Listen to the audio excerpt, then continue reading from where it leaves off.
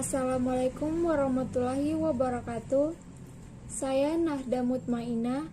Saya dari Fakultas Kesehatan Teknologi, Program Studi D3 Optometri Angkatan 2020. Saya akan mempersembahkan presentasi saya yang berjudul Fungsi dan Kedudukan Bahasa Indonesia yang diberikan oleh Ibu Runi Meirati, SSM PUM. Pertama, fungsi bahasa Indonesia. Fungsi bahasa Indonesia ada dua, yaitu 1. Bahasa Indonesia sebagai bahasa nasional yang memiliki fungsi bahasa Indonesia dijadikan sebagai lambang kebanggaan nasional dan sebagai alat pemersatu bagi masyarakat Indonesia.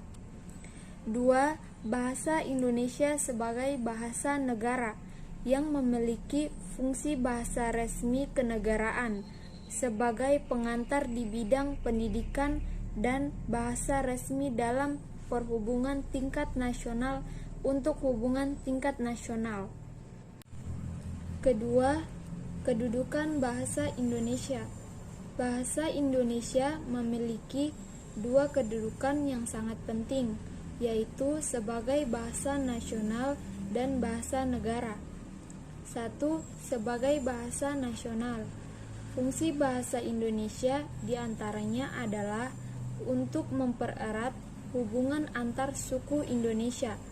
Fungsi ini sebelumnya sudah ditegaskan dalam Ikrar Sumpah Pemuda 1928 yang berbunyi, "Kami putra dan putri Indonesia menjunjung bahasa persatuan bahasa Indonesia."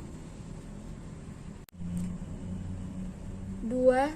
Sebagai bahasa negara.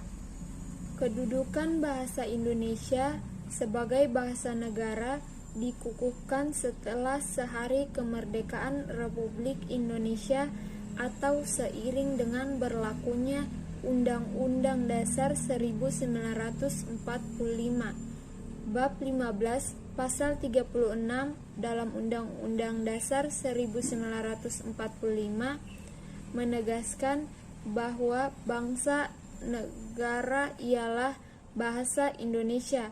Sebagai bahasa negara, fungsi bahasa Indonesia adalah sebagai bahasa dalam penyelenggaraan administrasi negara seperti dalam penyelenggaraan pendidikan dan sebagainya.